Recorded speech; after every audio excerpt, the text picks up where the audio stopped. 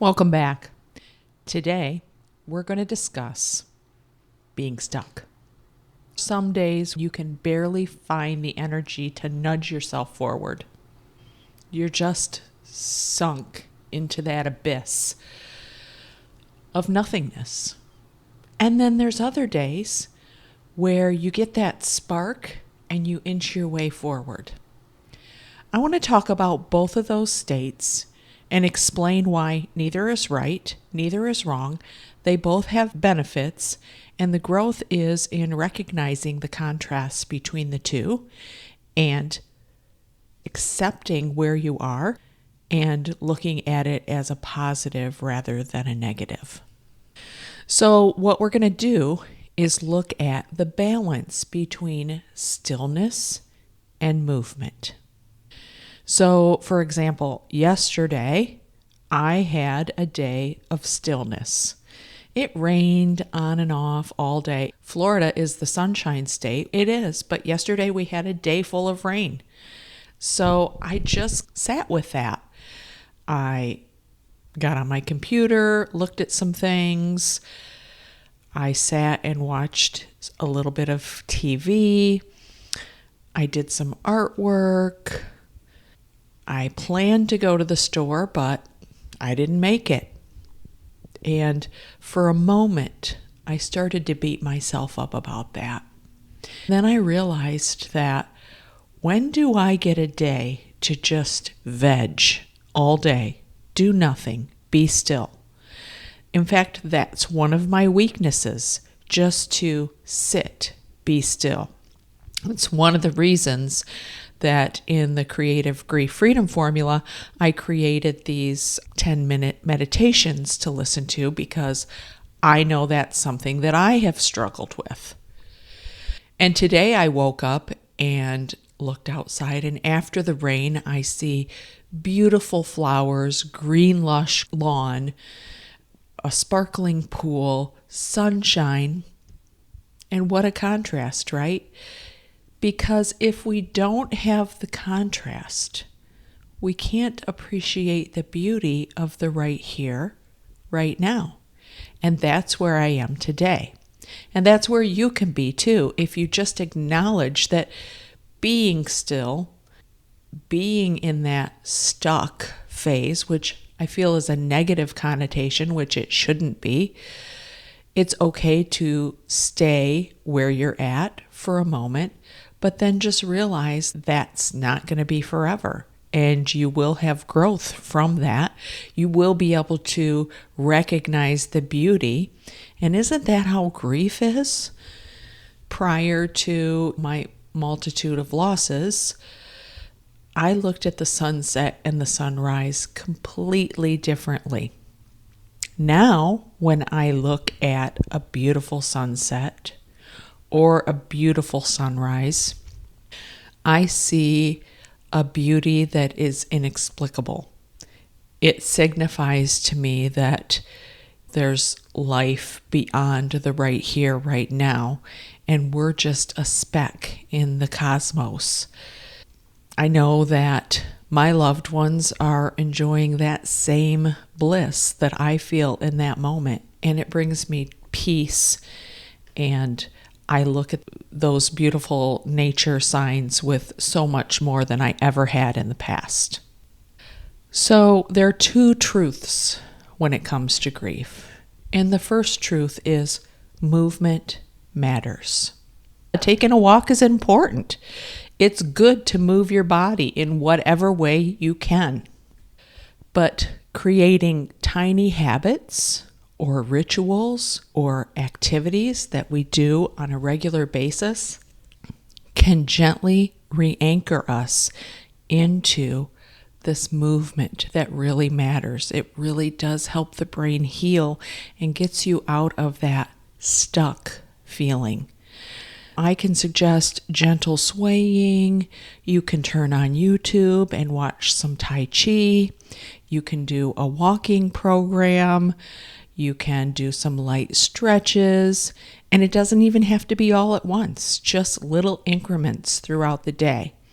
Some people find it easier to make it a habit, like first thing in the morning, in the afternoon, or before going to bed, do some light stretching.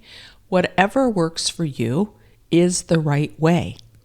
I have found personally, when I get up and do movement first thing in the morning, like taking a brisk walk or maybe doing some dumbbells, I feel better throughout the whole day. That is my suggestion, but you have to do what works for you, what you can fit into your lifestyle, and create a tiny habit that you're going to stick with. Another thing you can do is when you wake up and have a cup of tea or coffee, walk outside with it for 5 minutes. Look around. Enjoy the beauty. Try and find a new flower or a new blade of grass, or if you're in a snowy region, look at the sparkles on the snow. If it's raining, look at the little imprints that the raindrops make on puddles of water and see the ripples going out when you step outside. And you can nourish your soul for just 5 minutes every morning. You could also take time to write in your journal. Now, that isn't movement per se, but what if you wrote down a tiny intention for soft movement or an exercise practice that you want to do, and then do it? And you can do that every morning just to reinforce that new habit that you're creating. In the Creative Grief Freedom Formula, I've taken the time to record 7 meditations throughout the 7-week process that you will get every week so that you can listen to those every single morning. These are specially curated meditations specifically for grief recovery, seeing the beauty, releasing feelings and emotions, and giving them a place within your life.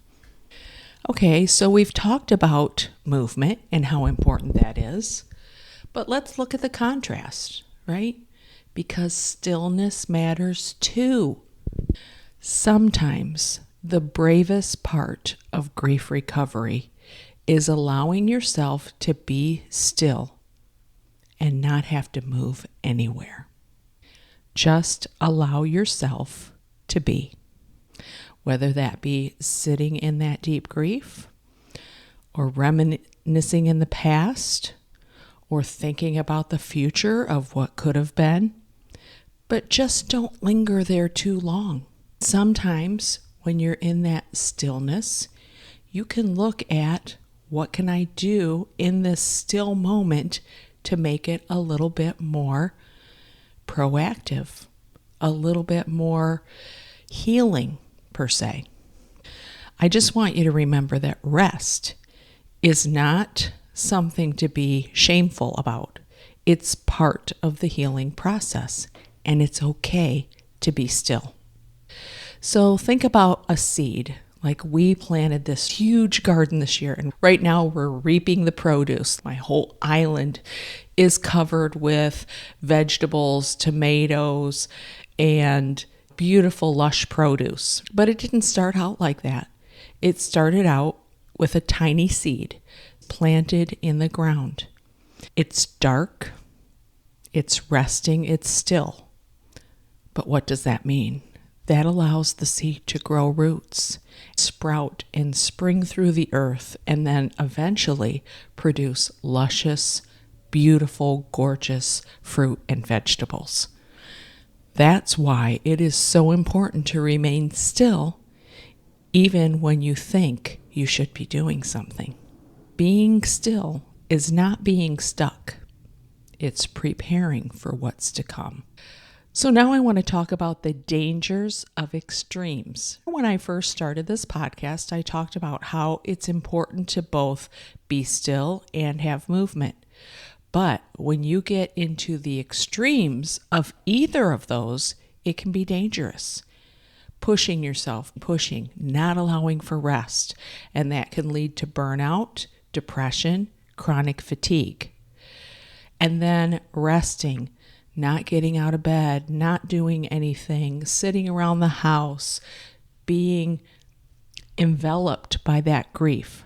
That's dangerous too. The key is to allow yourself habits or moments of both of these, but really look for that beautiful balance between the two. Constant stillness can lead to stagnation or even deep despair. And constant movement can lead to burnout or even damage to your body. It's really important that you are cognizant of what you're doing. Focus on how much stillness you're allowing yourself to have, how much movement, and being very mindful of both. When we are in this healing process, it's easy to get away from the mindfulness and just go. But what I'm encouraging you to do is maybe journal about it. If you're in this still place for a day or two, keep journaling about it. Be open to it. Make sure that you're aware of where you are right here, right now. And if you're moving, you need to journal about that too. When we are aware, we can start to make changes and find that happy balance between the two. So how does creativity fit into this? When I'm having a still moment, I nudge myself to be a little bit creative. And one of the easiest ways to infuse creativity into your daily practice or into a moment of stillness is watercolor. It's easy, it's quick cleanup, you can travel with it. So get a journal just for watercolor exploration. I will have some lessons on my new school platform, so I'll have you check that out in the comments, and that is free. So I would love for you to join me on the school platform so that you can see some of these journaling practices. But watercolor is just free. You can doodle, you can mix colors, you can make different little scenes, or you can just make an abstract background to write a meditation or a quote you love or a positive affirmation. So how do you start this practice? First, get a watercolor journal. Start with a blank page. You can have an inspiration if you want, or you can just slap some colors on there. And there's no right or wrong way. It's just an emotional release, a creative release that allows you to express yourself when words can't. When you're using the brush, just let it flow on the page. Pick the colors that resonate with what you're feeling right now and where you're at. And then just sit back and watch the colors on the page come to life.